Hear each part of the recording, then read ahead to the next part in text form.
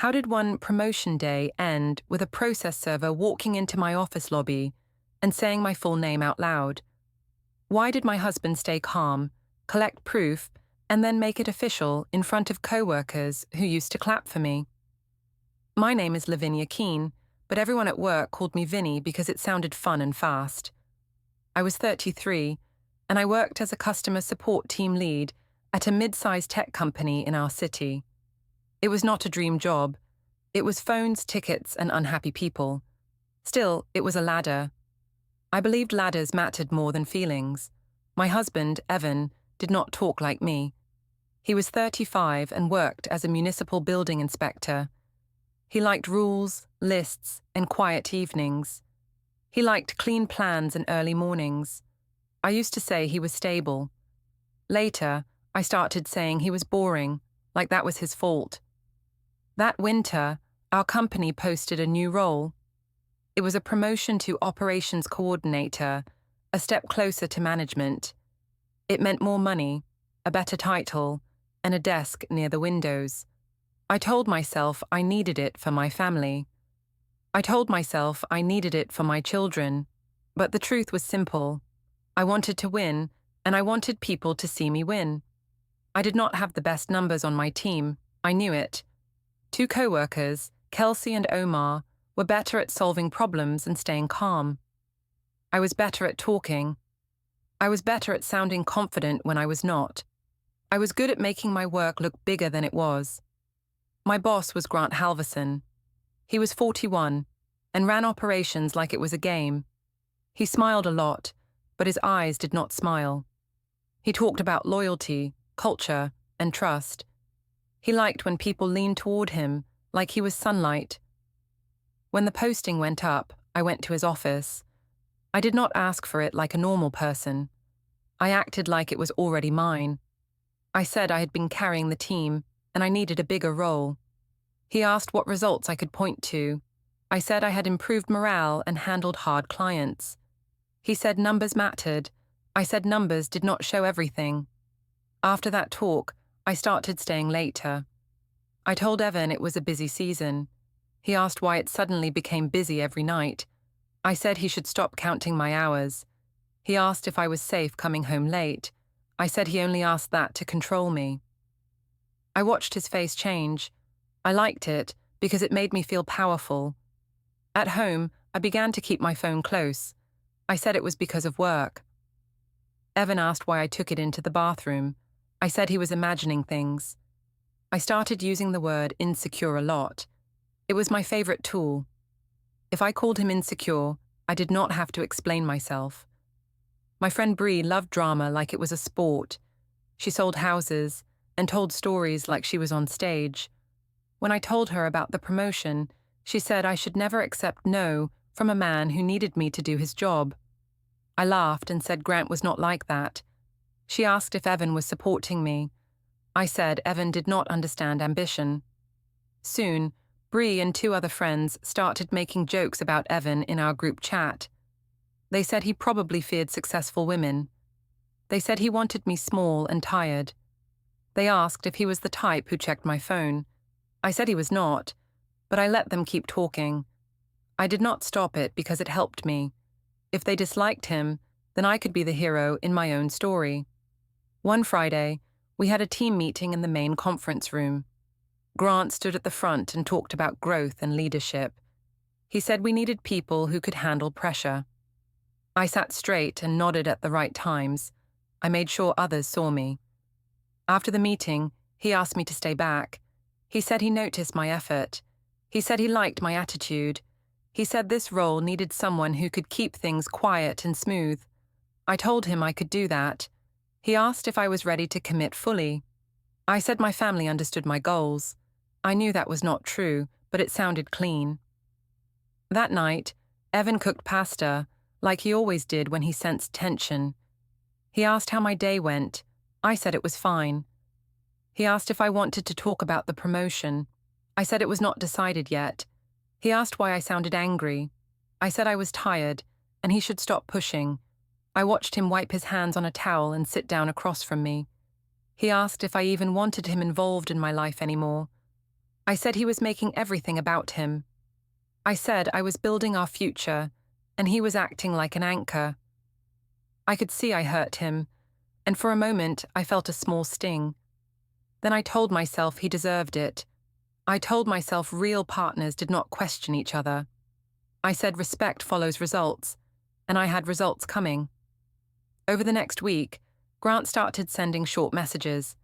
They were not openly wrong, but they felt too personal. He asked if I got home safe. He asked if I was stressed. He said he could help me manage pressure. I did not show Evan. I said to myself that it was just mentorship. I said it was normal for leaders to check on high-potential staff. At work, I began to dress a little sharper. I arrived earlier and stayed later. I made sure Grant saw me in the hallway. If he looked at me longer than needed, I told myself it was a compliment. If my coworkers noticed, I told myself they were jealous. Kelsey pulled me aside near the printers. She said the promotion process could get messy if people felt it was unfair. I asked what she meant. She said the office had eyes and ears. I told her she was overthinking. I told her she should focus on her own work. That weekend, we visited Evan's parents. Ruth, his mother, served soup and asked how we were doing. I said we were great and busy. Evan stayed quiet. Ruth asked why he seemed tired. I said he worried too much. On the drive home, Evan asked why I talked over him at dinner. I said his silence made me look bad. He asked if I still respected him. I said he was forcing a fight. He asked if something else was going on. I said he was paranoid. When we got home, he went to shower. I walked through the hallway and saw his phone on the counter. A calendar alert was on the screen. It said, downtown 10:40 a.m. It did not say more. I stared at it like it was a stain. Evan came back, saw me looking, and picked up the phone. He turned it face down. He asked if I needed something. I said no, and I smiled like I did not care. But my stomach tightened because he had not used that tone before. It was calm, flat, and private, like a door closing inside his chest. The next Monday, the office felt different. I walked in like I already owned the place. I smiled at people who did not like me. I nodded at people who wanted my seat. I told myself it was confidence. It was also fear, but I did not say that part out loud. Grant passed my desk and slowed down. He asked if I had a minute later. I said yes and kept my voice light. He said the role was close to decided. I said I was ready. He told me to keep things clean and simple. I said I understood. I did not ask what he meant, because I did not want to hear anything that sounded like a warning. That afternoon, Bree texted me about drinks. She said we had to celebrate early, like a ritual. I told her it was not official. She said it would be official if I acted like it. She said men respected certainty. I liked that sentence. It gave me a reason to stop feeling guilty. I told Evan I would be late because we had team bonding. He asked why my team always bonded at night. I said he was being sarcastic. He asked if Grant would be there. I said it was a group thing, and he should stop tracking names. He said he was not tracking, he was just asking. I said that was the same thing. On the train into downtown, I scrolled through my phone and checked my reflection in the dark window. I looked tired, but I looked sharp. I told myself I was doing what any smart woman would do. I told myself marriage was not a cage. I told myself Evan was lucky to be next to me. The rooftop bar was loud and bright. The heaters blasted warm air, even though the wind was cold. Bree hugged me and said I had winner energy. I laughed. Kelsey was there too, but she looked uncomfortable, like she had been pulled into a plan she did not choose. I told myself she was jealous. That was easier than admitting she might be right about anything. Bree ordered drinks and started taking pictures right away. She said we needed proof of the glow-up. I leaned in, smiled, and angled my face the way I practiced. Kelsey asked if we should post the photos. Bree said yes, and said the world needed to see success. I said it was fine. I wanted the office to see me shining. Grant arrived later than everyone. He walked in like he belonged there, calm and clean, with that easy smile. Bree acted like she knew him well, even though she did not. She asked how it felt to have the best team lead under him. He said I was strong and very focused. I felt my chest lift like someone pulled a string. Kelsey stayed at the edge of the group. She asked Grant how the promotion decision worked. He said there were steps and he followed policy. He looked at me when he said it, like we shared a joke. I smiled back. Bree started a toast. She said, I was the kind of woman who did not wait for permission. She said any husband who tried to slow me down was a problem. People laughed. Someone asked if Evan really acted like that. I said he worried too much and could not handle change. I said it in a friendly voice, like it was a small truth, not a cruel one. Grant asked how Evan was doing with my hours. I said Evan had his own job and should focus on that. He said it must be hard to live with someone who did not understand big goals. I said it was hard, but I was used to being the strong one. I felt good in that moment. The bar noise covered my thoughts. Bree's laughter made me feel safe, like a crowd on my side. I forgot that crowds do not pay bills or fix broken trust. I only wanted the power of being watched. A coworker I barely knew took a group photo near the railing. Grant stood behind me. I could feel he was close, too close for a normal manager. I did not step away. I told myself it was just a crowded place. I told myself people would see what I wanted them to see. Later, when I checked my phone, Bree had already posted. She tagged me and wrote something like, "She's getting what she deserves." The picture showed my smile, the city lights, and Grant's shoulder in the corner. It looked harmless if you wanted it to look harmless. It looked bad if you wanted it to look bad. My phone buzzed with a message from Evan. He said he saw the post and asked why Grant was there. I stared at the screen and felt a quick heat in my face. I told myself he was ruining my night. I told myself he was acting like my father, not my husband. I typed back that it was a work thing and he should relax. He said he was not trying to fight, he just wanted honesty. I did not answer that part. I told Bree he was doing it again. Bree rolled her eyes and said I needed stronger boundaries. She said I should not train him to question me. I said she was right. When I got home, the house was dark except for the kitchen light. Evan was sitting at the table. There were 2 mugs, but one looked untouched. He asked if I had fun. I said yes. He asked why I did not mention Grant would be there. I said I did not know he would show up. That was not fully true, but it was close enough to feel usable. He asked why I looked nervous. I said I was tired. He asked if anything happened that I would not want him to know. I said he always turned normal events into drama. I said he should stop acting like a detective. He did not raise his voice. That made me more angry. He asked if I still wanted this marriage. I said of course, and I said he was being unfair. He asked why I spoke about him like he was a weight. I said he heard it wrong. I said Bree's jokes were just jokes. I said he was too sensitive.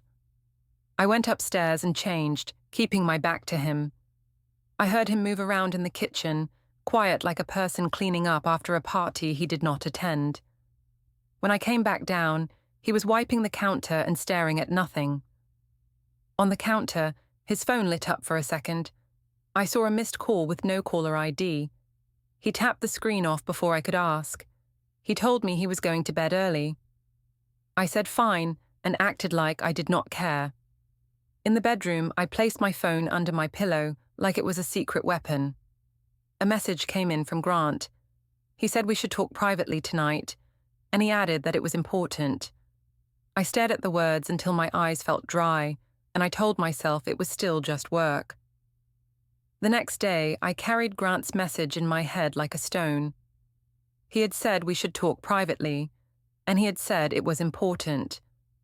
I told myself it meant the promotion paperwork. I told myself he was going to coach me. I did not tell myself the other reason, because that reason made me look like the kind of woman I judged in other stories. At work, I acted normal. I answered tickets, smiled at clients, and talked loud in the break area so people would hear me.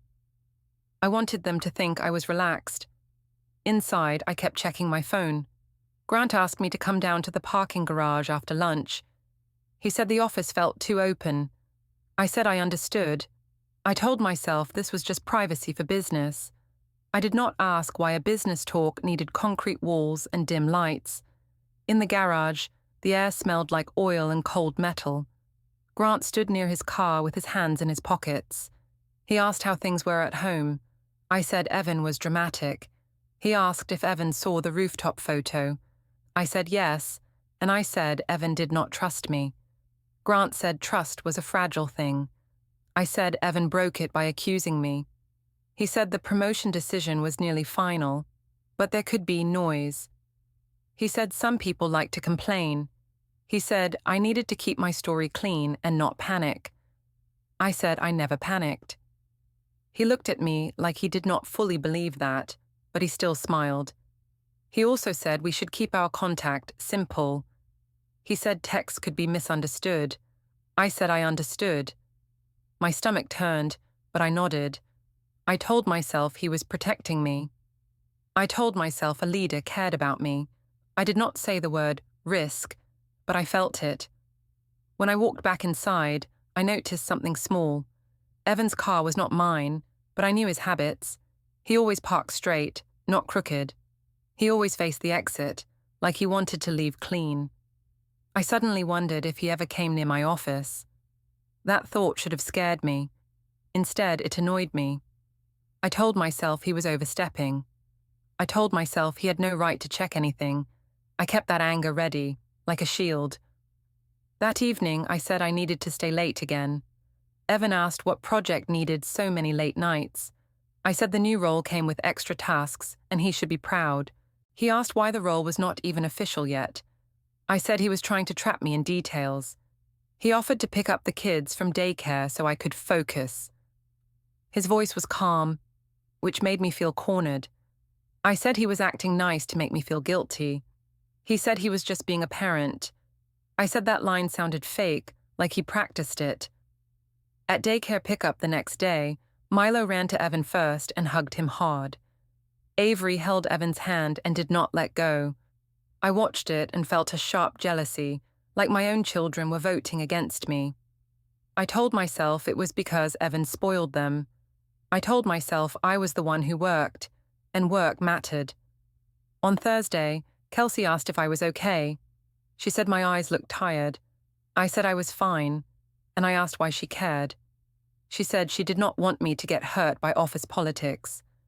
I laughed and said politics hurt weak people. She did not laugh back. That night, Evan cooked again, but he did not try to talk much. He asked if we could look at our schedule for the kids. I said we already knew the schedule. He said he wanted it written down so there was no confusion. I said he was acting like we were divorced already. He said he was trying to keep things stable. I heard myself get louder. I said he was punishing me. I said he wanted control because he felt small. He asked why I always turned his questions into attacks. I said because his questions were attacks. Later, when I went upstairs, I heard a soft beep from his phone. It was quick, like an app starting and stopping. I paused at the top of the stairs and listened. I heard nothing else. I told myself I imagined it. Still, my skin felt tight. In our bedroom, he did not get into bed. He took a pillow and went to the guest room. He did not slam the door. He did not say anything cruel. He just moved like a man who decided something quietly. The next morning, I found 2 mugs on the counter again, but they were on opposite sides, like a line between them. Evan's keys were also on the counter, and I noticed a new key on the ring. I asked what it was for. He said it was for a storage unit. I asked why he needed a storage unit. He said he wanted to organize things. I said he was being dramatic. He said he was being responsible. I said those were the same word in his mouth. He did not respond. That weekend, Sharon invited us to her place. Bree was there too. Sharon asked how work was going. I said the promotion was basically mine. Bree said I deserved it and said Evan should stop pouting. Evan asked what Bree meant. Bree said he was always quiet and it made people uncomfortable. I did not defend him. I let the room lean against him. Evan asked if everyone thought he was the problem. I said he was asking for pity. Sharon said he should stop making my success about him. Evan nodded slowly, like he was taking notes in his head. When we got home, Evan went to the office corner in our living room. He opened his laptop. I saw a spreadsheet, but I could not see the title. There were columns and dates. He closed it when I walked closer. I asked what it was. He said it was personal. I said married people did not have personal things from each other. He said trust did not mean access to everything. I said that line sounded like therapy talk. He said it was just logic. In the middle of the night, I woke up and smelled toner, faint like warm dust. I went downstairs and saw the printer tray open. A blank page sat there, fresh and clean, like someone tested it. Evan stood near the cabinet, and I heard a locked drawer click shut. He looked at me and asked if I needed water. I said yes, even though I did not. The next day, my phone showed a cloud message. File uploaded successfully. I did not remember uploading anything. My heart jumped. Then I realized it could be any app. I told myself I was being silly. Still, I turned off backups for a few things, just in case. On Monday, Grant barely looked at me. He kept his voice formal. He asked if my weekend was good. I said yes. He said we should keep things professional. I said I agreed. He walked away before I could say more. It felt like the floor moved under me. I had thought I was steering. Now it felt like someone else held the wheel. That evening, Evan asked if I could sit with him for a minute. I said I was busy. He said it would not take long. I sat, arms crossed, ready to win. He asked if I wanted to keep living like enemies. I said we were not enemies. He was just sensitive. He asked if I could answer one question honestly.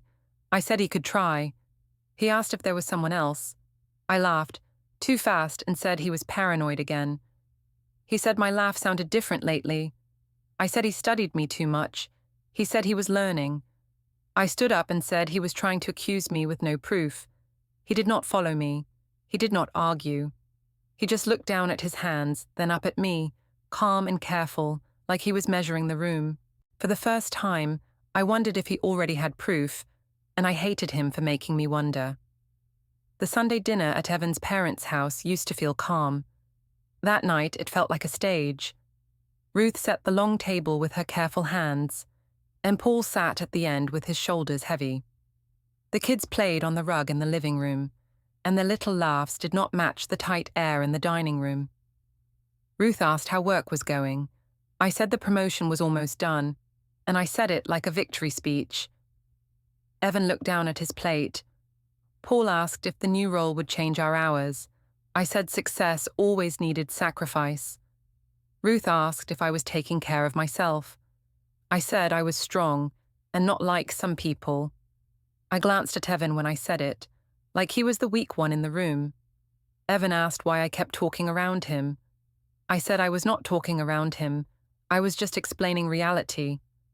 I started telling a story about my team, but I shaped it to make Evan look small. I said he did not understand pressure. I said he always asked questions like a child. I said I had to carry both work and home because he could not see the big picture. I watched Ruth's face. She did not laugh. Paul did not react at all. Evan asked if I could stop making him the punchline. I said I was not making jokes. I was being honest. Ruth asked if we had talked privately about these things. I said Evan did not like private talks because he could not win in them. Evan said he did not want to win.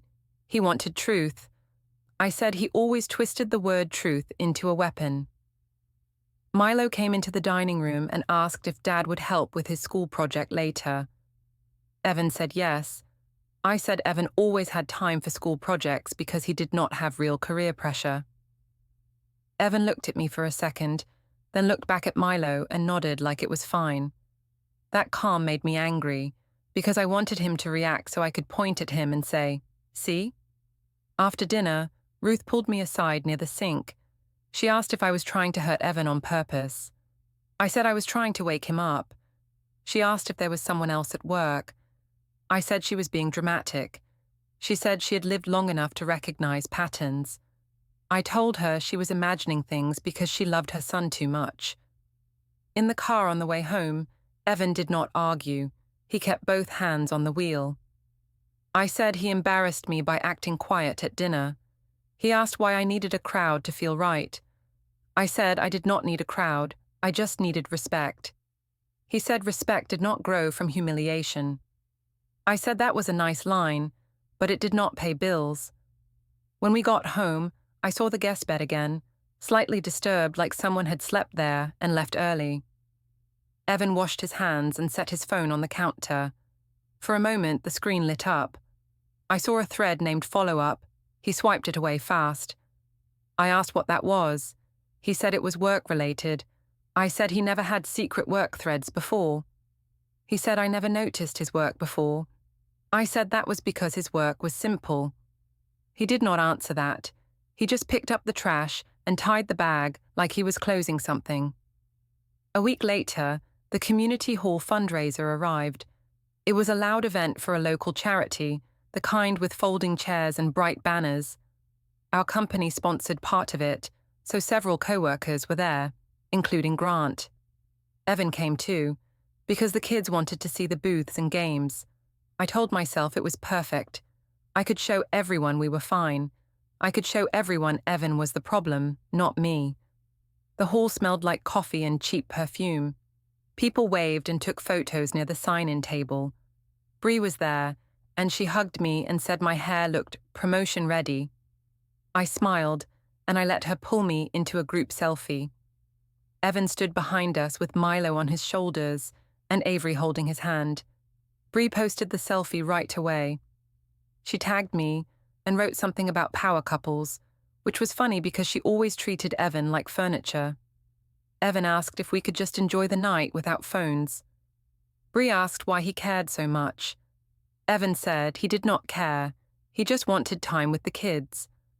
Bree said he sounded controlling. I said Bree was right and Evan always tried to manage the mood. Grant arrived with 2 other managers. He shook hands and smiled like a politician. When he reached me, he kept distance, but his eyes still found mine first. He asked how I was. I said I was great. He asked how Evan was. I said Evan was adjusting. A coworker, Omar, came over and asked about my new role, like it was already decided. I said it was basically done. Omar asked what metrics I used to prove I was ready. I laughed and said leadership was not just metrics. Evan heard that and looked away. Kelsey pulled me aside near the raffle table. She said the room was full of talk. I asked what she meant. She said people saw patterns and patterns become reports. I told her she worried too much. She said she was in HR and worry was part of her job. I said she was not in charge of my life. She asked if I was sure I wanted to tie my name to this story. I said my name was fine. Later, while Evan took the kids to a balloon booth, I stayed near the snack table. Bree and a few women started a new story about me. They said I was finally becoming someone. They said Evan would have to keep up or get left behind. I did not stop them. I let them say it louder. Then a woman I did not know came close, holding her phone like she was searching for something. She asked if I was Lavinia Keene. I said yes and smiled like it was fan attention. She said someone might contact me about a concern connected to the event, and she wanted the correct spelling. I asked what concern. She said she was just helping with follow-ups and it was routine. My smile stayed, but my stomach tightened again. I looked across the hall and saw Evan standing near the exit, not hiding, not sneaking, just watching the kids and the room like a careful person. He was not angry. He looked prepared. I walked over and asked why he looked like that. He asked what happened. I said nothing, just a volunteer being weird. He asked if she used my full name. I said yes. He nodded once like he expected it. On the drive home, Milo fell asleep. Avery hummed softly in her car seat. I tried to start a fight anyway, because silence felt like losing. I said Evan acted cold all night. He asked why I needed him to be loud. I said because loud proved he cared. He said caring was not performance. I said that was easy for him to say because no one wanted him. He did not snap back. He asked if I heard myself. I said he was judging me now. He said he was listening now. At home, I checked my phone and saw Grant had not messaged me at all. No, good job. No, you did great. Nothing. It felt like he moved away from me without warning. I wanted to blame Evan for that, even though Evan had not even touched my phone. Before bed, I walked past Evan's jacket on a chair and noticed a faint smell of toner again, like paper heat. I looked at his keyring and saw that new key. I did not ask about it this time. I just stood there for a second, realizing that the story I told in public was starting to fail in private. The next week felt like walking on ice that did not crack, but still scared me. Evan stopped trying to argue. He stopped asking the same questions. He stopped looking for my eyes when I spoke. At first, I told myself it was a win. I told myself he finally learned his place. Then I noticed the small changes. On Tuesday morning, the kitchen felt divided. 2 mugs sat on opposite sides of the counter again, like they were not allowed to touch. Evan made the kids' lunches without asking me what to pack. He did it fast and quiet, like a routine he had practiced. Milo asked if Dad could do pickup after school. Evan said yes. I opened my mouth to say I could do it, but I did not. I did not want to give up my late work story. Evan asked if I could confirm the daycare login code because it changed sometimes. I said he should already know it. He said he wanted it written down anyway, so there was no confusion. I said he was acting like a single parent. He said he was acting like a parent. That evening, I went to the supermarket after work. I told myself I was being helpful. I also wanted to see if Evan would question me. I wanted a fight I could win. At the checkout, I used our joint card. The machine beeped and showed an error. The cashier asked if I had another form of payment. My face got hot. I tried again and it failed again. People behind me shifted and sighed. I texted Evan right there, standing with a basket of food. I asked why the card declined. He replied that he moved some things and we would talk at home. I asked what he moved. He said he set up clear lines, and it was not a punishment. I told him it felt like punishment. He said feelings were not bank policy. I paid with my own card and carried the bags to the car with shaking hands. I was angry at him, but I was also scared, and I hated that more. I told myself he was trying to control me with money. I told myself that meant he was the bad one. That story helped me breathe. At home, Evan was feeding Avery yogurt while Milo colored at the table. The TV was off. The house felt too quiet. Evan asked if the grocery trip was okay. I said the card declined and he embarrassed me. He said he was sorry that happened in public. I wanted him to say sorry for the change itself, but he did not. He asked if we could talk after the kids went to bed. I said fine, like I was doing him a favor. That night, Milo asked why Dad slept in the guest room. Evan said he was sleeping there for now. Milo asked if Mom was mad. Evan said adults sometimes needed space to think. Milo looked at me. I said Dad was being dramatic. Evan did not correct me in front of Milo.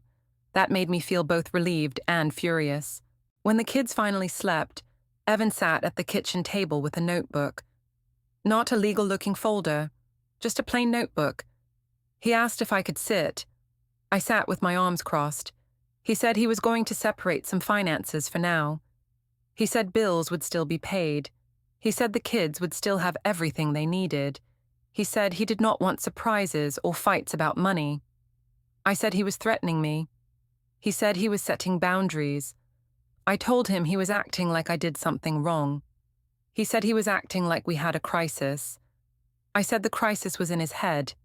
He asked if I could answer one thing honestly, without turning it into an argument. I said he could ask. He asked if there was anything I needed to tell him about Grant. I laughed too quickly again. I said Grant was my boss, not my boyfriend. Evan asked why Grant texted me at night. I asked how he knew that.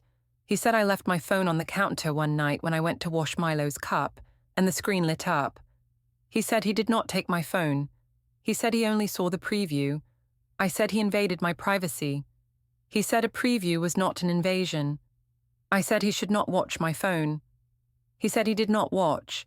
He noticed. I told him he sounded like a detective again. He said he did not want to be. I tried to flip it like I always did. I said he was jealous because no one at his job cared about him. I said he wanted to drag me down because he could not climb. Evan looked at me for a long moment. He asked if I heard how cruel that was. I said truth was sometimes cruel. He stood up and went to the living room. He opened a drawer in the cabinet. I heard a soft click, like a lock. He took out a set of spare keys and put them back. He did not show me anything. He just moved like someone checking a system. I followed him and asked what he was doing. He said he was organizing. I said he was hiding things. He said he was protecting things. I asked if he was planning to leave me.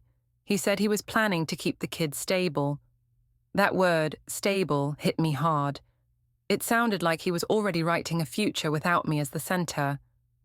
I told myself he could not do that. I told myself people would side with me because I was the mother and the career woman. I told myself my friends would destroy him with words. The next day, Sharon called me and asked why I sounded tense. I told her Evan was being cold and controlling. I said he was messing with money. Sharon said I should not let him scare me. She said men did that when they felt weak. She said I needed to stay loud so people would believe me first. So I stayed loud. I told Bree that Evan was financially punishing me. Bree said I should expose him.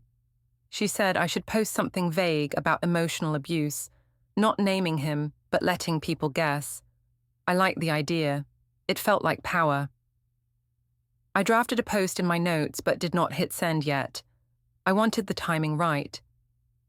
That evening, Evan picked up the kids again. He brought home a printed weekly schedule from daycare, the kind they handed to any parent. He put it on the fridge with a magnet. He asked if I could confirm the days I would do pickup so the kids would not be confused. I said he was acting like a manager. He said he was acting like a father. I tried another tactic. I asked if he even cared about me anymore. He said he cared, but he would not argue in circles. I said he was stonewalling me. He said he was stepping back from chaos. Later that night, I heard the faint hum of the shredder again, just for a few seconds. I went downstairs fast, ready to catch him doing something wrong, but he was just wiping the counter. The shredder bin looked normal. He asked if I needed something. I said no. I felt stupid, and I turned that into anger. I said he was playing games. He asked what game he was playing. I said the game where he acts calm so everyone thinks he is the victim. He said he did not need to act. He said reality was already enough.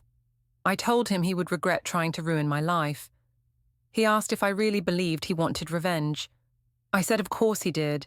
He said he wanted peace and safety, not revenge. I tried to push him into a mistake. I raised my voice and said I would tell people he was abusive. Evan did not raise his voice back. He only looked at me, steady and tired. He asked if I understood how serious it was to say that. I said it was serious that he was controlling me. He said he was not controlling me. He said he was ending confusion. I asked him what that meant. He took a slow breath. He said he would not fight me in the way I wanted. He said he would not shout, he would not beg, and he would not threaten. He said he would do what adults did when trust broke. He looked me in the eye and said he would handle it properly. I woke up that morning and decided I would take control back. I wore my best blazer and a calm face. I told myself Evan's properly line was just a threat to scare me. I told myself he could not really do anything. He was quiet, and quiet people usually lost. At breakfast, Evan did not look at me much. He packed Milo's snack and Avery's water bottle like it was normal. Milo asked if Mom could do pickup today. Evan said we would follow the plan. I asked what plan he meant. Evan said we would not confuse the kids. I said he was acting like a robot. Evan said he was acting like a parent. When I left for work, I saw his car pointed toward the street, ready like it did not want to stay. I also noticed a small paper tray on the counter with a few blank sheets, like someone had tested the printer again. I told myself it meant nothing. Still, my hands felt cold on the steering wheel. At the office, people smiled at me in that shiny way they did after my promotion email.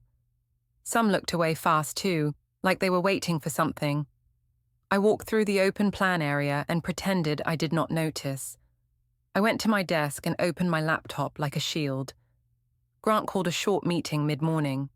He said we needed to stay focused and avoid distractions. He looked at me for half a second longer than usual, then looked away. After the meeting, I tried to catch him by the hallway. I asked if we could talk. He said he could not right now. I said he promised to support me. He said he supported me professionally, and that was all. I felt heat rise in my neck. I told myself he was playing safe because Evan scared him. I told myself men always did that when pressure arrived. I told myself it was still my win because I already had the title. Around lunch, I went down to the office lobby to grab a coffee from the small kiosk. The lobby was bright and open, with glass doors and a security desk. I saw 2 coworkers near the elevators, and I heard my name in a whisper. I told myself they were jealous. Then a man in a neat jacket walked in and paused, scanning the room like he had a task. He walked toward the desk and asked security for Lavinia Keene. The guard pointed, and the man turned toward me. He asked if I was Lavinia Keene. I said yes and tried to smile like it was normal. He asked if I could confirm my address. I said I did not feel comfortable. He said he had documents to serve and needed confirmation. I felt my chest tighten. I looked around and saw people watching from the elevator area. I saw Kelsey's face go pale. I saw Omar's eyebrows lift. I wanted to tell them it was nothing. I wanted to say it was a mistake. I wanted to say Evan was doing something cruel. My mouth felt dry. The man said he would confirm identity another way if needed, but it would still be public. That word, public, hit me like a slap. I said my address quietly. He nodded and handed me a thick packet. He said I had been served. He said there were temporary orders attached, and they were effective immediately. He said if I had questions, I should read them and follow the instructions. I stared at the top page. The words were clean and formal. I did not see a dramatic speech. I saw structure. I saw dates. I saw rules. My hands started to shake. I flipped a page and saw a schedule for the kids, with pick-up and drop-off times and a clear exchange location. I saw a section about financial restraint, saying we could not move or hide assets outside normal bills. I saw a section about communication, saying we should only talk about the children and use a written method for clarity. It felt like Evan had turned our marriage into a checklist. I wanted to rip it. I wanted to scream. I did not, because the lobby was quiet in the way it gets when a crowd smells drama. I heard the security guard ask if everything was okay. I said yes too fast. The process server said he was done and walked away like it was a normal Tuesday. I turned and saw Evan standing near the glass doors, not inside the building, just visible from the lobby. He stayed back like he did not want to make a scene.